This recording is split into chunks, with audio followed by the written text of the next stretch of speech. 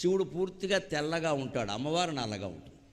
పూర్తిగా తెల్లగా ఉండేవాడి కంఠంలో నలుపు ఎందుకు వచ్చింది? విషం సేవించడం వల్ల వచ్చింది. ఆ విషయాన్ని కూడా ఆయన ఏం చేశాడు? మింగితే లోపలున్న లోకాలు దగ్ధమవుతాయని, బయటకి కక్కితే బయట ఉన్న లోకాలు దగ్ధమవుతాయని అటు ఇటు కాకుండా కంఠంలో పెట్టు కూర్చున్నాడు. అందుకే కొంతమంది సమస్యలను బయటికి చెప్పలేక పడలేక నానా బాధ పడుతుంటే మెంగలేక కక్కలేక ఎడుతున్నాడంట.